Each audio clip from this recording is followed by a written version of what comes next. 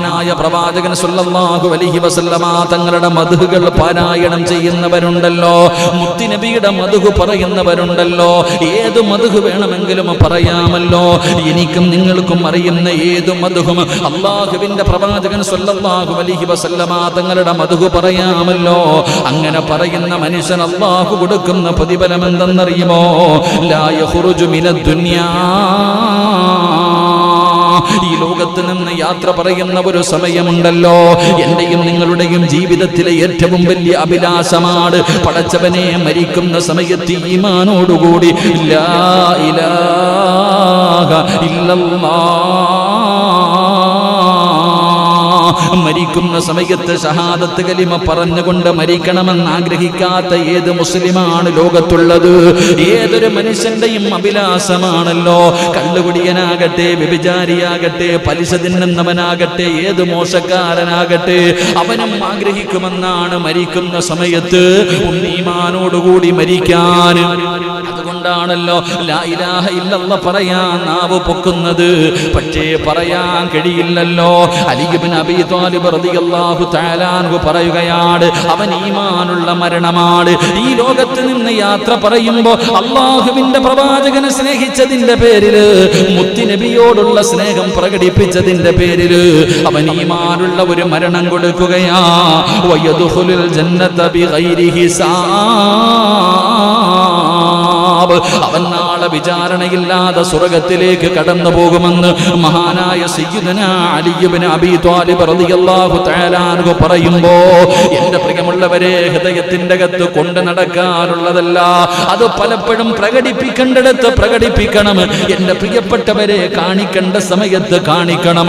അതുകൊണ്ട് അല്ലാഹുവിന്റെ പ്രവാചകനെ സ്നേഹിക്കാൻ, ആ മുത്തുനബിയുടെ മദ്ഹ് പറയാൻ, ആ മുത്തുനബിയുടെ സുന്നത്ത് ജീവിതത്തിൽ ഹയാത്താക്കാൻ, ആ മുത്തുനബിയുടെ ശഫാഅത്ത് കിട്ടി ഹൗദുൽ കൗസറിലെ വെള്ളവും വാങ്ങിക്കുടിച്ച് അല്ലാഹുവിന്റെ അനുഗ്രഹങ്ങൾ കൊണ്ട് നിറച്ച സ്വർഗ്ഗത്തിൽ കിടക്കാൻ അല്ലാഹു നമുക്ക് ഭാഗ്യം നൽകി അനുഗ്രഹിക്കുമാറാകട്ടെ. അല്ലാഹു നമുക്ക് ഭാഗ്യം നൽകി അനുഗ്രഹിക്കുമാറാകട്ടെ. അതുകൊണ്ട് എൻ്റെ പ്രിയമുള്ള സഹോദരങ്ങളെ, പ്രവാചകന്റെ മദ്ഹ് അത് പറയുകയും നമ്മുടെ ജീവിതത്തിൽ അല്ലാഹുവിന്റെ റസൂലിനെ വല്ലാതെ സ്നേഹിക്കുകയും ചെയ്യണം. അല്ലാഹു ഭാഗ്യം നൽകുമാറാകട്ടെ. അല്ലാഹു അതിനൊക്കെ വേണ്ടി ഈ പള്ളിയിൽ നടക്കുന്ന മൗലിദ് പാരായണത്തിന് ആരെല്ലാം പങ്കാളികളാകുന്നു, ആരെല്ലാം അവരെ കൊണ്ട് കഴിയുന്ന രീതിയിൽ സഹായിക്കുന്നു, അല്ലാഹു സുബ്ഹാനഹു വ തആല അവരുടെ ദുനിയാവും ആഖിറവും അല്ലാഹു വെളിച്ചത്തിലാക്കി കൊടുക്കുമാറാകട്ടെ. അപ്പൊ ഇൻഷാ അല്ലാഹ് ഇനിയുള്ള ദിവസമെങ്കിലും ഓതൂല്ലേ? പറഞ്ഞോ ചങ്ങാതി? അതിനെക്കുറിച്ച് പറയാനാണെങ്കിൽ ഇന്നത്തെ വഅദ് മൊത്തം അതിനെക്കുറിച്ച് പറയേണ്ടി വരും. ആ മൗലിദ് ഓതുന്ന റസൂലുള്ളാഹി സ്വല്ലല്ലാഹി അലൈഹി വസല്ലം തങ്ങളുടെ മദ്ഹ് പറയുന്ന കാര്യത്തെക്കുറിച്ചാണെങ്കിൽ പിന്നെ ഇന്നത്തെ വഅദ് മൊത്തം പറയേണ്ടി വരും. അപ്പൊ ഇത്രയും പഠിച്ചാൽ മതി. അല്ലാഹു നമുക്ക് ഈമാൻ നൽകി അനുഗ്രഹിക്കുമാറാകട്ടെ. അപ്പൊ ഇൻഷാ അല്ലാഹ് എന്ത് ചെയ്യണം? ഞാനിപ്പോൾ പറഞ്ഞു വന്ന് നാളെ മൊത്തം ഇവിടെ കൊടികെട്ടണമെന്നല്ല, നമ്മളെ കൊണ്ട് കഴിയുന്നത്. എൻ്റെ പ്രിയപ്പെട്ടവരെ, മറ്റുള്ളവർ നോക്കുമ്പോഴെങ്കിലും നബിയെ സ്നേഹിക്കുന്ന ഒരുപാട് പേരുണ്ട്, നമുക്കറിയാന്നിട്ടാ. ആ ഓരോരുത്തവരൊക്കെ പ്രവാചകൻ സല്ലല്ലാഹി അലൈഹി വസല്ലം തങ്ങളെ കുറിച്ചൊക്കെ മദ്ഹ് അവിടെ നിന്നൊക്കെ പറയുമ്പോൾ, ഇവിടെ ഒരു പോലീസുകാരനുണ്ടല്ലോ അലക്സാണ്ടർ റബീസ്, അദ്ദേഹത്തിൻ്റെയൊക്കെ വലിയ DGP ആയിരുന്ന, നമ്മുടെ കേരളത്തിൻ്റെ DGP ആയിരുന്ന ഒരു മനുഷ്യനുണ്ട്. അദ്ദേഹത്തിൻ്റെ പ്രഭാഷണങ്ങളൊക്കെ കേൾക്കുമ്പോൾ വല്ലാത്ത അത്ഭുതം തോന്നാറുണ്ട്. ജേക്കബ് സാറ് നല്ല പ്രസംഗമാണ്, അൽഹംദുലില്ലാഹ്. അദ്ദേഹം പറയുന്നുണ്ട്, അദ്ദേഹം ഇങ്ങനെ പ്രസംഗിക്കുമ്പോൾ ഒക്കെ പറയാറുണ്ട്, ഈ ജയിലുകളിലൊക്കെ ഇപ്പൊ ചപ്പാത്തിയൊക്കെ ഉണ്ടാക്കുന്ന രീതി, അതിനെക്കുറിച്ചൊക്കെ പറയുമ്പോൾ പ്രവാചകൻ സല്ലല്ലാഹു അലൈഹി വസല്ലം തങ്ങളുടെ ജീവിത ചരിത്രങ്ങളിൽ നിന്ന് അവിടെ നിന്ന് പഠിച്ചതാണെന്നൊക്കെ അദ്ദേഹമൊക്കെ ധൈര്യത്തിൽ പറയുക. എൻ്റെ പ്രിയപ്പെട്ട സഹോദരങ്ങളെ, അള്ളാഹുവിൻ്റെ പ്രവാചകന്റെ ശഫാഅത്ത് കിട്ടുന്ന വിഭാഗത്തിൽ അള്ളാഹു നമ്മളെ ഉൾപ്പെടുത്തി അനുഗ്രഹിക്കുമാറാകട്ടെ. പറമൗലായ സ്വല്ലി വസല്ലിം ദായിമൻ അബദാ അലാ ഹബീബിക ഖൈറിൽ ഖൽഖി കുല്ലിഹിം. അള്ളാഹു നമുക്ക് ഈമാൻ നൽകി അനുഗ്രഹിക്കുമാറാകട്ടെ. എൻ്റെ പ്രിയമുള്ള സഹോദരങ്ങളെ, നമ്മുടെ വിഷയത്തിലേക്ക് കടക്കാം. മഹാനായ നബിയുനാ റസൂലുള്ളാഹി സ്വല്ലല്ലാഹു അലൈഹി വസല്ലമ തങ്ങളുടെ സഹാബത്തിന്റെ ചരിത്രമാ, അല്ലാഹുവിന്റെ പ്രവാചകന്റെ സ്വഹാബത്തിന്റെ ചരിത്രമാണ് നാം പഠിക്കുന്നത്. അല്ലാഹു നമുക്ക് ഈമാൻ നൽകി അനുഗ്രഹിക്കുമാറാകട്ടെ. അല്ലാഹു നമുക്ക് ഈമാൻ നൽകി അനുഗ്രഹിക്കുമാറാകട്ടെ. എൻ്റെ പ്രിയമുള്ള സഹോദരങ്ങളെ, മഹാനായ നബി മുഹമ്മദ് മുസ്തഫ സല്ലല്ലാഹു അലൈഹി വസല്ലമ തങ്ങൾ, അല്ലാഹുവിന്റെ പ്രവാചകൻ സല്ലല്ലാഹു അലൈഹി വസല്ലമ തങ്ങൾ ചില സമയങ്ങളിൽ ഒറ്റയ്ക്ക് പോയിരിക്കാറുണ്ട്. പ്രവാചകൻ സല്ലല്ലാഹു അലൈഹി വസല്ലമ തങ്ങൾ ചില സമയങ്ങളിൽ ഒറ്റയ്ക്ക് ആരും ശല്യം ചെയ്യാറില്ല. തോട്ടങ്ങളിൽ, ഈന്തപ്പന തോട്ടങ്ങളിൽ, അങ്ങനെയുള്ള സ്ഥലങ്ങളിൽ പ്രവാചകൻ ഇങ്ങനെ ഒരു കിണറിന്റെ ഭാഗത്ത് പോയി ഇങ്ങനെ ഒറ്റയ്ക്കിരിക്കുക. പ്രവാചകൻ സല്ലല്ലാഹു അലൈഹി വസല്ലമ തങ്ങളുടെ തോട്ടത്തിന്റെ അകത്ത് ഇങ്ങനെ ഒറ്റയ്ക്കിരിക്കുമ്പോ ആരെയും കടത്തിവിടാതെ പ്രവാചകൻ ഒരു കാവൽക്കാരനെ പോലെ അവിടെ നിന്ന് ചരിത്രത്തിൽ കാണാം അബൂ മൂസ അശ്അരി റളിയല്ലാഹു തആല അൻഹു. ഈ സ്വഹാബിയാണ് പ്രവാചകൻ എപ്പോഴും കാവലായിട്ട് ആരും കടത്തിവിടാതിരിക്കുന്നത് പോലെ ഇരിക്കുന്ന സഹാബിയ. ആ സ്വഹാബി ഇങ്ങനെ പ്രവാചകൻ സല്ലല്ലാഹു അലൈഹി വസല്ലമ തങ്ങൾ ഇരിക്കുന്ന തോട്ടത്തിന് കാവലായിട്ട് അവിടെ എങ്ങനെ ഇരിക്കുമ്പോ അതാ ആ കവാടത്തിൽ ഒരു ശബ്ദം കേൾക്കുകയാണ്. ആരോ വെളിയിൽ വന്ന് വിളിക്കുന്ന ഒരു ശബ്ദം കേട്ടു. മഹാനായ പ്രവാചകൻ സല്ലല്ലാഹു അലൈഹി വസല്ലമ തങ്ങൾ അബൂ മൂസ അശ്അരി റളിയല്ലാഹു തആല അൻഹുവിനോട് അവിടെ നിന്ന് പറഞ്ഞു കൊടുത്തു. ആരാ പുറത്തു നിൽക്കണമെന്ന് അറിയില്ല, പേര് പറഞ്ഞില്ല. ആരോ വീടിന്റെ വാതിൽ മുട്ടുന്നത് പോലെ ആരോ വാതിൽ വന്ന് മുട്ടുന്ന ശബ്ദം കേട്ടപ്പോൾ അള്ളാഹുവിന്റെ പ്രവാചകൻ സല്ലല്ലാഹു അലൈഹി വസല്ലമ തങ്ങൾ അവിടെ നിന്ന് പറയുകയാണ്, ഇഫ്തഹ്, അവിടെ നിന്ന് തുറക്കാൻ പറയുകയാണ്. എന്നിട്ട് പ്രവാചകൻ പറഞ്ഞു, ആരാണ് വരുന്നതെന്നറിയുമോ? ആരാണ് ആ കവാടം തുറക്കുക? ആരാണ് കടന്നു വരുന്നത്? ആ മനുഷ്യനോട് പറയണം, വബശ്ശിറുഹു ഫിൽ ജന്നാ. അള്ളാഹുവിന്റെ പ്രവാചകൻ അവിടെ നിന്ന് പറയുന്നു, ആരാണോ കടന്നു വരുന്നത് ആ മനുഷ്യനോട് പറയണം, നിങ്ങൾ സ്വർഗത്തിന്റെ അവകാശിയാ. അവിടെ നിന്ന് സന്തോഷ വാർത്ത പറഞ്ഞു കൊടുക്കണം. ആര് കടന്നു വരുന്നു ആ മനുഷ്യനോട് പറയണം, വബശ്ശിറുഹു ബിൽ ജന്നാ, നിങ്ങൾ സ്വർഗത്തിന്റെ അവകാശിയാണെന്ന് പറഞ്ഞു കൊടുക്കണം. മഹാനായ അബൂ മൂസ അശ്അരി റളിയല്ലാഹു തആല അൻഹു അവിടെ നിന്ന് ചിന്തിച്ചു പോയി, ആരാ പടച്ചവനെ സ്വർഗത്തിന്റെ അവകാശി എന്ന പ്രവാചകന് പറഞ്ഞ മനുഷ്യനാരാണ്? അവിടെ നിന്ന് വാതിൽ തുറക്കുമ്പോ മഹാനായ സയ്യിദുനാ അബൂബക്കർ സിദ്ദീഖ് റളിയല്ലാഹു തആല അൻഹു, അബൂബക്കർ തങ്ങളാണ് കവാടത്തിന്റെ മുന്നിൽ നിൽക്കുന്നത്. മഹാനായ സ്വഹാബി അവിടെ നിന്ന് പറഞ്ഞ, അബൂബക്കർ തങ്ങളെ, അല്ലാഹുവിന്റെ പ്രവാചകൻ പറഞ്ഞു, നിങ്ങൾ സ്വർഗത്തിന്റെ അവകാശിയാ, നിങ്ങൾ സ്വർഗത്തിന്റെ അവകാശിയാ. അള്ളാന്റെ റസൂൽ അവിടെ നിന്ന് പറഞ്ഞിരിക്കുകയാണ്. എന്റെ പ്രിയപ്പെട്ട സഹോദരങ്ങളെ, മുത്തുനബിയാണ് അവിടെ നിന്ന് പറഞ്ഞു കൊടുക്കുന്നത്. അള്ളാഹുവിന്റെ പ്രവാചകനാണ് പറഞ്ഞു കൊടുക്കുന്നത്. അതാ അബൂബക്കർ സിദ്ദീഖ് തങ്ങൾ അള്ളാഹുവിന്റെ പ്രവാചകന്റെ ചാരത്തേക്ക് കടന്നു വന്നു. കുറച്ച് സമയം കഴിഞ്ഞു, രണ്ടാമതും വാതിലിൽ ശബ്ദം കേൾക്കുകയാണ്. അള്ളാഹുവിന്റെ പ്രവാചകൻ അപ്പോഴും വിളിച്ചു പറഞ്ഞു സ്വഹാബിയോട്, വബശ്ശിറൂ ബിൽ ജന്നാ, ആ വരുന്ന മനുഷ്യനോടും പറഞ്ഞു കൊടുക്കണം, സ്വർഗത്തിന്റെ അവകാശിയാ. അവിടെ നിന്ന് സന്തോഷ വാർത്ത പറയാറ് അള്ളാഹുവിന്റെ പ്രവാചകന് രണ്ടാമതും പറഞ്ഞു കൊടുക്കുകയാണ്. ആ സ്വഹാബി ചെന്നിട്ട് വാതിൽ തുറക്കുമ്പോ മഹാനായ സയ്യിദുനാ ഉമർ ഇബ്നുൽ ഖത്താബ് റളിയല്ലാഹു തആല അൻഹു ഉമർ തങ്ങളോട് പറഞ്ഞു കൊടുത്തു, ഉമറേ, നീ സ്വർഗത്തിലാണെന്ന് മുത്തുനബി പറഞ്ഞിരിക്കുകയാണ്. അവിടെ നിന്ന് പടച്ചവനെ ഉമർ ഇബ്നുൽ ഖത്താബ് തങ്ങൾ കടന്നു വന്നു. പടച്ചവനെ, അതാ കുറെ സമയം കഴിഞ്ഞു. മൂന്നാമതും കവാടത്തിന്റെ മുന്നിൽ ഒരു ശബ്ദം കേൾക്കുകയാണ്. അള്ളാഹുവിന്റെ പ്രവാചകൻ ആദ്യം രണ്ടുപേര് വന്നപ്പോ പ്രവാചകൻ അവിടെ നിന്ന് പറഞ്ഞു, സ്വർഗത്തിന്റെ അവകാശിയാണെന്നാണ് പറഞ്ഞത്. എങ്കിലും മൂന്നാമത്തെ മനുഷ്യനതാ വീടാ ആ തോട്ടത്തിന്റെ കവാടത്തിന്റെ മുന്നിൽ വന്ന് അനുവാദം ചോദിക്കുമ്പോ അള്ളാഹുവിന്റെ റസൂൽ അവിടെ നിന്ന് പറയുകയാണ്, വബശ്ശിറുഹു ഫിൽ ജന്നാ അലാ ബൽബൻ തഖൂൽ. അള്ളാഹുവിന്റെ പ്രവാചകൻ അവിടെ നിന്ന് പറയുകയാണ്, ആ വന്നിരിക്കുന്ന മനുഷ്യനോട് പറയണം, നിങ്ങൾ സ്വർഗത്തിന്റെ അവകാശിയാണ്, എങ്കിലും ജീവിതത്തിൽ ചില പ്രയാസങ്ങൾ നിങ്ങൾ അനുഭവിക്കേണ്ടി വരും. മൂന്നാമത് മുത്തുനബി പറഞ്ഞത് ആദ്യം വന്ന രണ്ടുപേരോടും പറഞ്ഞ സ്വർഗത്തിന്റെ അവകാശിയാ. എങ്കിലും മൂന്നാമത് വന്ന വ്യക്തി ആരാണെന്നറിയില്ല. പറയുന്ന തുറക്കുന്നതിന് മുമ്പേ, വാതിൽ തുറക്കുന്നതിന് മുമ്പേ അള്ളാഹുവിന്റെ പ്രവാചകൻ പറഞ്ഞു, ജീവിതത്തിൽ ഇത്തിരി പ്രയാസപ്പെടേണ്ടി വരും, സ്വർഗം വെറുതെ കിട്ടൂല, അള്ളാന്റെ സ്വർഗം വെറുതെ കിട്ടൂല. എങ്കിലും വബശ്ശിറുഹും ബിൽ ജന്നാ, നിങ്ങൾ സ്വർഗത്തിന്റെ അവകാശിയാണെന്ന് പറഞ്ഞു കൊടുക്ക്. ആ സ്വഹാബിയതാ വാതിൽ തുറക്കുമ്പോ ആരാ? മഹാനായ സയ്യിദുനാ ഉസ്മാൻ ഇബ്നു അഫ്ഫാൻ റളിയല്ലാഹു തആല അൻഹു. ഉസ്മാൻ തങ്ങളായിരുന്നു ഇസ്ലാമിന്റെ മൂന്നാമത്തെ ഖലീഫ, മഹാനായ സയ്യിദുനാ ഉസ്മാൻ ഇബ്നു അഫ്ഫാൻ. ഉസ്മാൻ ഉസ്മാൻ ഇബ്നു അഫ്ഫാൻ റളിയല്ലാഹു തആല അൻഹു. അല്ലാഹു ആ മഹാനിന്റെ ചരിത്രം പഠിക്കാൻ അല്ലാഹു ഭാഗ്യം തരുമാറാകട്ടെ. അല്ലാഹു ആ സഹാബിയുടെ ചരിത്രം പഠിക്കാൻ ഭാഗ്യം നൽകുമാറാകട്ടെ. മഹാനായ സയ്യിദുനാ ഉസ്മാൻ റളിയല്ലാഹു തആല അൻഹു പ്രവാചകൻ പറഞ്ഞു, സ്വർഗ്ഗം വെറുതെ കിട്ടില്ല. ജീവിതത്തിൽ ഇത്തിരി പ്രയാസവും ഇത്തിരി ബുദ്ധിമുട്ടുകളും ഇത്തിരി കഷ്ടപ്പാടും അനുഭവിക്കേണ്ടി വരും, എങ്കിലും നീ സ്വർഗത്തിലാണെന്ന് മഹാനായ നബിയിന റസൂലുള്ളാഹി സ്വല്ലല്ലാഹു അലൈഹി വസല്ലം. എൻ്റെ പ്രിയപ്പെട്ട സഹോദരങ്ങളെ, മഹാനായ ഉസ്മാൻ റളിയല്ലാഹു തആല അൻഹു, ആ ഉസ്മാൻ റളിയല്ലാഹു തആല അൻഹുവിന്റെ ചരിത്രം നമ്മൾ പഠിക്കണം. ഇസ്ലാമിലേക്ക് കടന്നു വരുന്നത് 4-ാമനായിട്ടാണ്.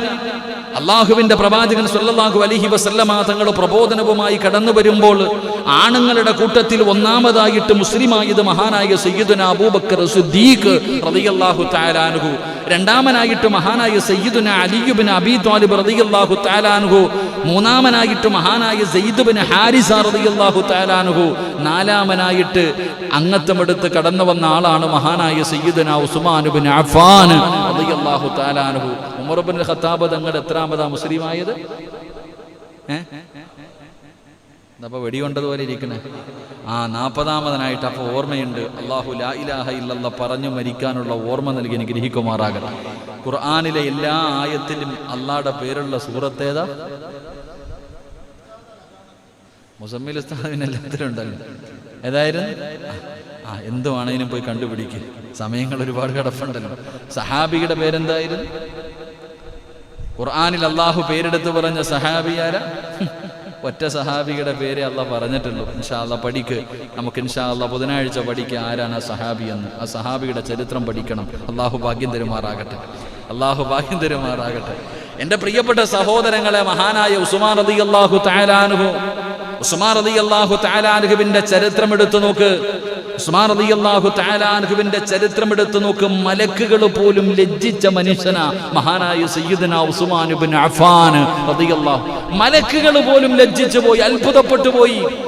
എൻ്റെ പ്രിയപ്പെട്ട സഹോദരങ്ങളെ, ഉസ്മാൻ റളിയല്ലാഹു തആല അൻഹുവിന്റെ ചരിത്രം എടുത്തു നോക്ക്. മുസ്ലിം ആകുന്നതിന് മുമ്പും മുസ്ലിമിനായതിനു ശേഷവും ഉസ്മാൻ റളിയല്ലാഹു തആല അൻഹുവിന്റെ ഏറ്റവും വലിയ ഒരു ഗുണമായിരുന്നു ഭയങ്കര ലജ്ജയായിരുന്നു. ലജ്ജ എന്ന് പറഞ്ഞാൽ സാധാരണ രീതിയിലുള്ളതല്ല. ഒരു പെൺകുട്ടികളെക്കാളും വല്ലാത്ത ലജ്ജയായിരുന്നു മഹാനായ സയ്യിദുനാ ഉസ്മാൻ ഇബ്നു അഫ്ഫാൻ റളിയല്ലാഹു തആല അൻഹു. മഹാനവറുകളുടെ ചരിത്രം നിങ്ങൾ എടുത്ത് വായിച്ചു നോക്ക്. ജീവിതത്തിൽ ഒരിക്കൽ പോലും കള്ളു കുടിച്ചിട്ടില്ല മഹാനായ സയ്യിദുനാ ഉസ്മാൻ ഇബ്നു അഫ്ഫാൻ. ആലോചിക്കേ, ആര്? ഉസ്മാൻ റളിയല്ലാഹു തആല അൻഹു. ഉസ്മാൻ റളിയല്ലാഹു 6-ാം നൂറ്റാണ്ടിൽ ജീവിച്ചിരുന്ന കാട്ടറബി. വാപ്പമാര് മക്കളോട് വസിയത്ത് ചെയ്യുമായിരുന്നു, ഞാൻ മരിച്ചുപോയാൽ എന്നെ എവിടെ കബറടക്കണം? വാപ്പമാര് തന്റെ മക്കളോട് വസിയത്ത് ചെയ്യുമായിരുന്നു, എന്നെ മരിച്ചിട്ട് കബറടക്കുമ്പോ എന്റെ കബറിന്റെ മുകളിൽ നിങ്ങൾ മുന്തിരിച്ചെടി നടണം, മുന്തിരിയുടെ ചെടി നടണം. എന്തെന്നറിയോ? അതിന്റെ വേരുകൾ ഇങ്ങനെ കബറിലേക്ക് ആഴ്ന്നിറങ്ങുമ്പോ എന്റെ ശരീരത്തിലേക്ക് ആ വേരുകൾ ചേരുമല്ലോ. അപ്പൊ ആ ഒരു മുന്തിരിക്കള്ള് കുടിച്ച് ശീലമുള്ളത് കൊണ്ട് അതിന്റെ ഒരു അംശം എന്റെ ശരീരത്തിലേക്ക് ചേരുമല്ലോ, അതെനിക്ക് അനുഭവിക്കാൻ കഴിയുമല്ലോ. അതുകൊണ്ട് ഞാൻ മരിച്ചു കഴിഞ്ഞാൽ എന്റെ കബറടക്കുന്ന സമയത്ത് എന്റെ കബറിന്റെ മുകളിൽ മുന്തിരിച്ചെടി നടണേ എന്ന് പറഞ്ഞ 6-ാം നൂറ്റാണ്ടിലെ കാട്ടറബികൾ, കള്ളിനും പെണ്ണിനും വേണ്ടി ഡാർക്ക് ഏജ് എന്ന് ഇരുണ്ട യുഗമെന്ന് വിശേഷിപ്പിക്കുന്ന ആ കാലഘട്ടത്തിൽ ജീവിച്ചിരുന്ന മഹാനായ സയ്യിദുനാ ഉസ്മാൻ ഇബ്നു അഫ്ഫാൻ റളിയല്ലാഹു തആല അൻഹുവിന്റെ ചരിത്രം വല്ലാത്ത ചരിത്രമാണ്. മഹാനവറുകളുടെ ജീവിതത്തിൽ ഒരിക്കൽ പോലും കള്ളു കുടിച്ചിട്ടില്ല, ഒരിക്കൽ പോലും പടച്ചവനെ ജാഹിലിയ്യ കാലഘട്ടത്തിൽ പോലും വ്യഭിചരിച്ചിട്ടില്ല.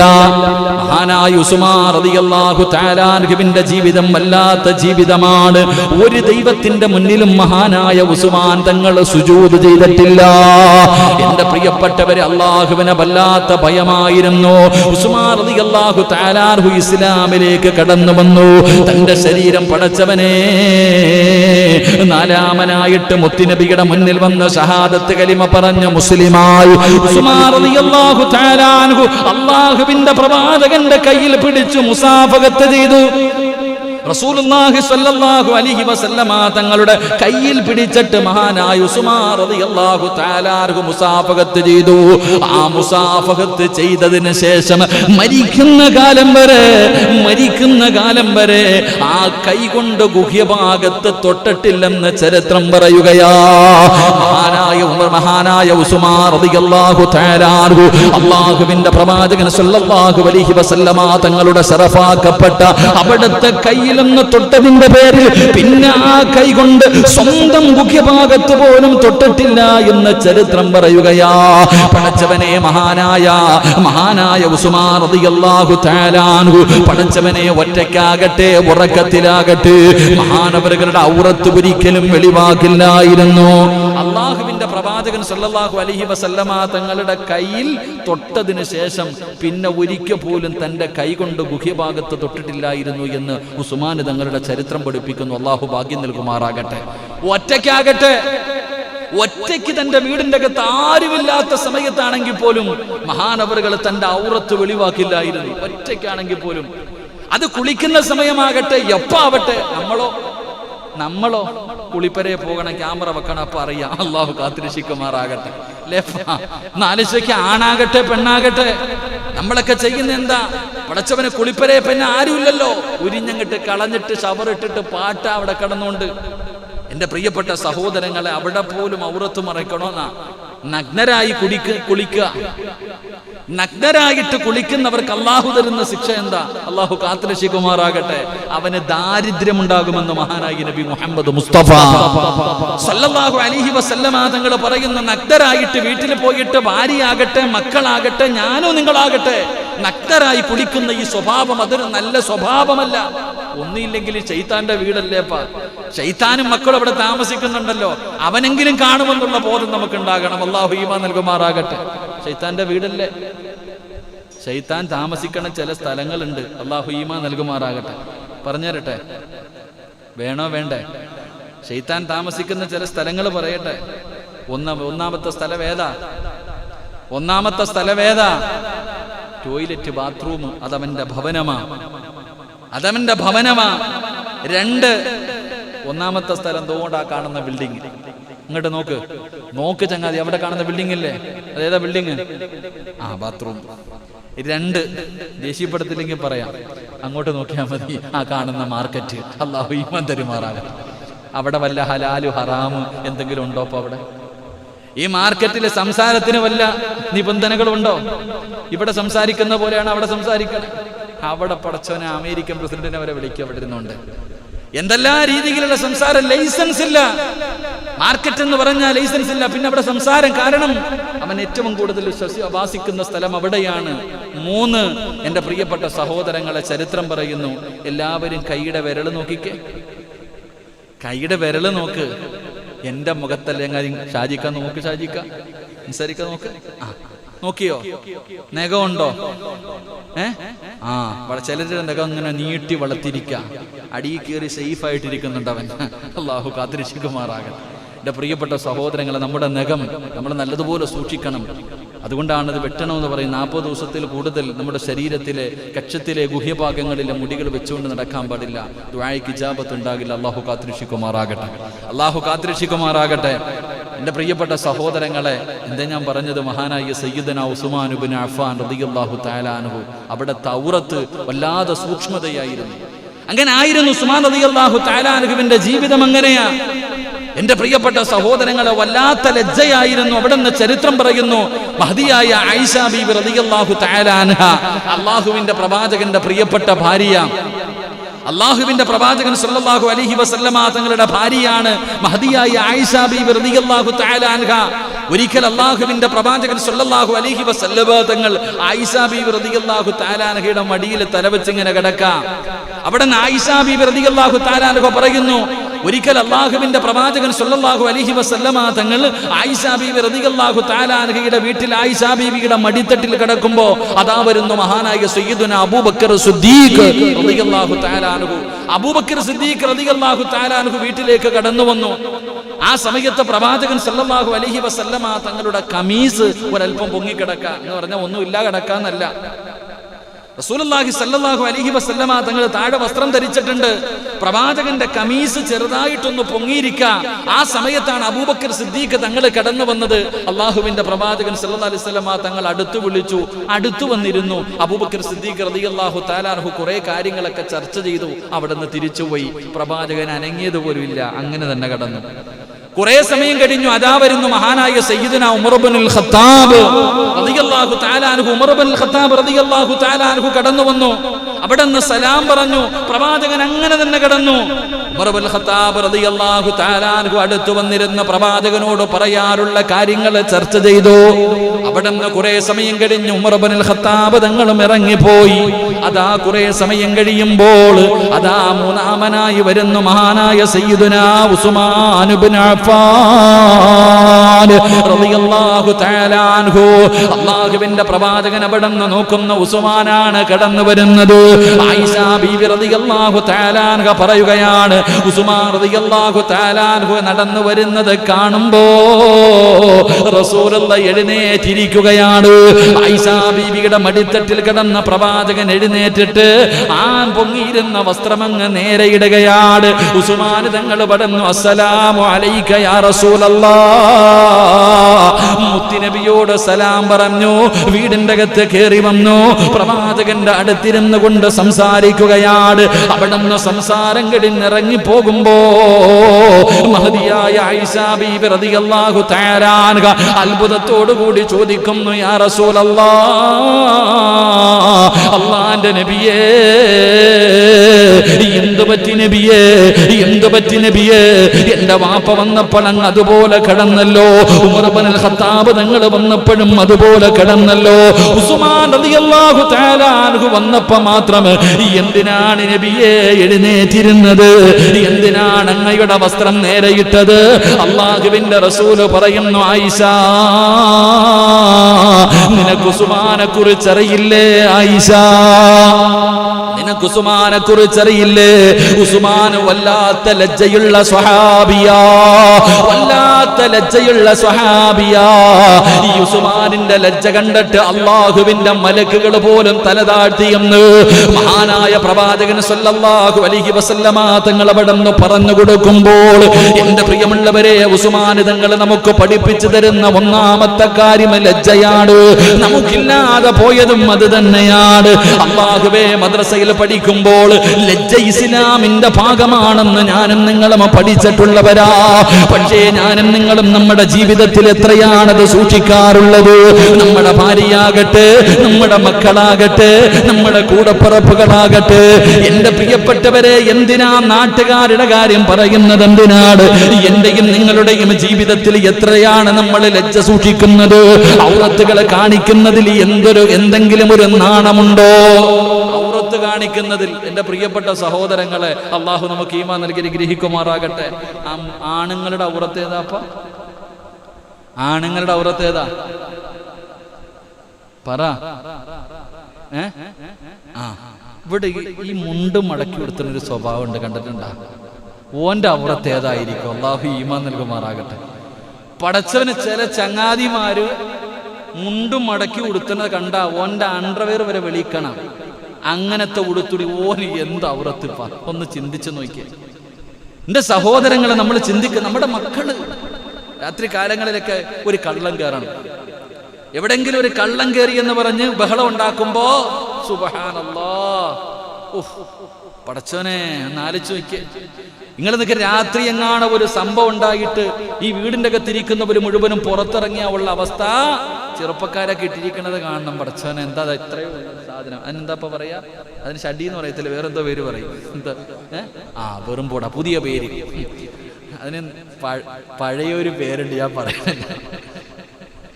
പഴയ ആൾക്കാരെന്തോ ഒരു പേര്, എന്താ പറയാ, ഒരു പേര് പറയും. ആലോചിക്ക്. വാപ്പ അത് നോക്കണം. വാപ്പ നിക്കണ കോലം വേറെ, ഉമ്മ നിക്കണ കോലം വേറെ, മോൻ നിക്കണത് പ്രായപൂർത്തിയായി 18, 20 ഉള്ളവെന്താ ഇത്രയുള്ള നിക്കറിട്ടോണ്ടാ നിക്കണേ? ഇവൻ എന്ത് ലജ്ജയിപ്പാ, ഇവൻ എന്ത് ലജ്ജയാ!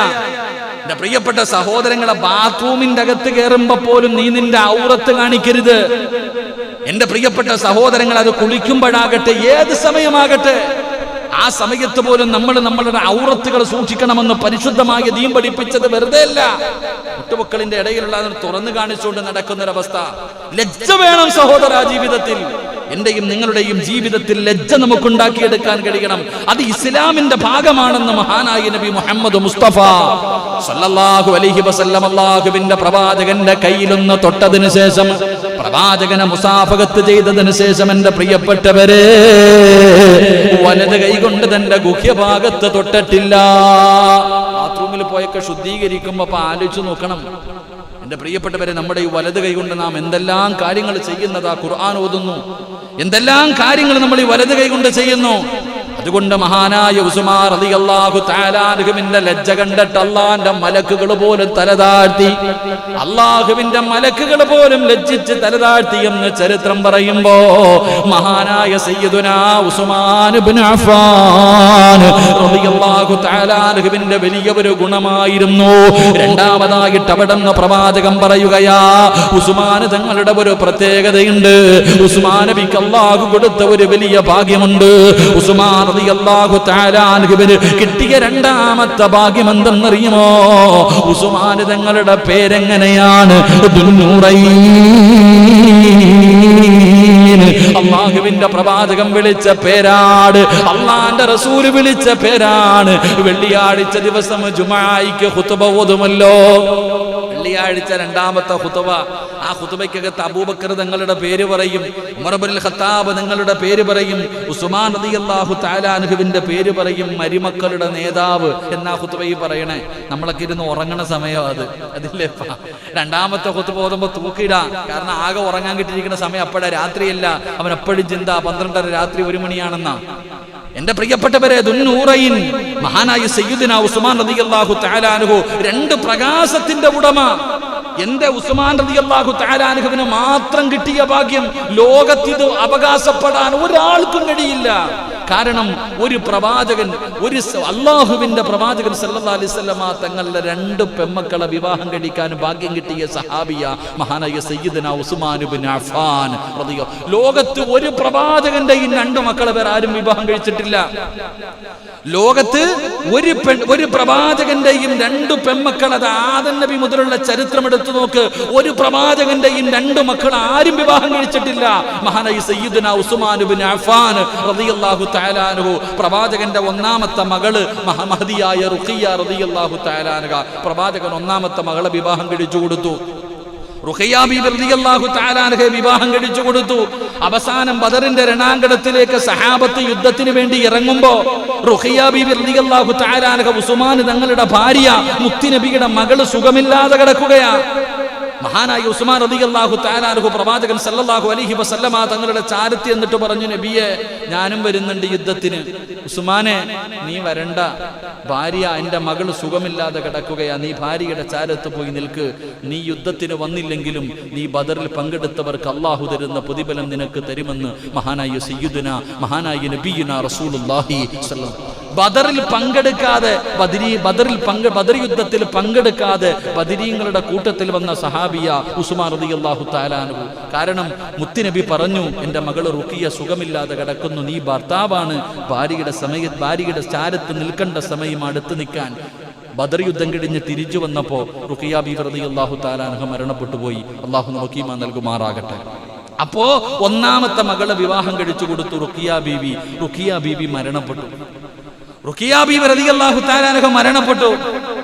റസൂലുള്ളാഹി സ്വല്ലല്ലാഹു അലൈഹി വസല്ലമ തങ്ങൾ ഉസ്മാൻ തങ്ങളെ വിളിച്ചിട്ട് 2ാമത്തെ മകള് ഉമ്മു കുൽസൂം റളിയല്ലാഹു തആല അൻഹ വിവാഹം കഴിച്ചു കൊടുത്തു. 2ാമത്തെ മകളെയും വിവാഹം കഴിച്ചു കൊടുത്തു. ആ ഉമ്മു കുൽസൂം റളിയല്ലാഹു തആല അൻഹ മഹദിയും മരണപ്പെട്ടു. പിന്നെ ആരെങ്കിലും കെട്ടിച്ചു കൊടുക്കോപ്പാ? ഒന്ന് ചിന്തിക്ക്. അപ്പം പറയും പെണ്ണ് വാഴൂല. ഇതാ നമ്മൾ പറയണേ, ഒരു ഭാര്യ മരിച്ചു, 2ാമത്തെ ഭാര്യ വല്ലവന്റെ മകളാകട്ടെ, 1ാമത്തെ ഭാര്യയും മരിച്ചു, 2ാമത്തെ ഭാര്യയും മരിച്ച നമ്മൾ എന്ത് പറയും? അവന് പെണ്ണ് വാഴൂല. നമ്മൾ പിന്നെണ്ടോ? റസൂലുള്ളാഹി സ്വല്ലല്ലാഹു അലൈഹി വസല്ലമ തങ്ങൾ ഉസ്മാൻ റളിയല്ലാഹു തആല അൻഹുവിനോട് പറഞ്ഞു, ഉസ്മാനെ, എനിക്കൊരു മകളും കൂടെ ഉണ്ടായിരുന്നെങ്കിൽ ഞാൻ നിനക്ക് തന്നെ വിവാഹം കഴിച്ചു തരുമെന്ന് മഹാനായ ആദരവായ പ്രവാചകൻ നബി മുഹമ്മദ് മുസ്തഫ സല്ലല്ലാഹു അലൈഹി വസല്ലമ തങ്ങൾ പറഞ്ഞു, എനിക്ക് ഇനി ഒരു മോളും കൂടെ ഉണ്ടായിരുന്നെങ്കിൽ. ഇല്ല, എനിക്കൊരു മകള് കൂടെ ഉണ്ടായിരുന്നെങ്കിൽ നിനക്ക് ഞാൻ വിവാഹം കഴിച്ചു തരുമായിരുന്നു. അതായിരുന്നു മഹാനായ സയ്യിദുനാ ഉസ്മാൻ ഇബ്നു അഫ്ഫാൻ. അല്ലാഹുവിന്റെ പ്രവാചകന് വല്ലാത്ത ഇഷ്ടമായിരുന്നു ഉസ്മാൻ തങ്ങളെ. കാരണം ഉസ്മാൻ തങ്ങളെ പടച്ച റബ്ബേ, അല്ലാഹുവിന്റെ പ്രവാചകനെ വല്ലാത്ത ഇഷ്ടമായിരുന്നു. ഒരുപാട് സമ്പത്തുണ്ടായിരുന്ന സ്വഹാബിയാണ്. അല്ലാഹുവിന്റെ പരിശുദ്ധമായ ദീനിന് ചിലവഴിച്ച മുത്തുനബി ചോദിച്ചു കഴിഞ്ഞാൽ, അല്ലാഹുവിന്റെ പ്രവാചകൻ ചോദിച്ചാൽ വല്ലാത്ത മനസ്സാ കോരിക്കൊടുക്കാറ്. എന്റെ പ്രിയപ്പെട്ടവരെ, അവിടുന്ന് ചരിത്രം പറയുകയാണ്. ഒരിക്കൽ അല്ലാഹുവിന്റെ പ്രവാചകൻ സ്വല്ലല്ലാഹു അലൈഹി വസല്ലമ തങ്ങള് അതാ എന്റെ പ്രിയപ്പെട്ട സഹോദരങ്ങളെ, പ്രവാചകൻ അവിടുന്ന് പറഞ്ഞു, സ്വഹാബാ ലികുല്ലി നബിയ്യിൻ റഫീഖി.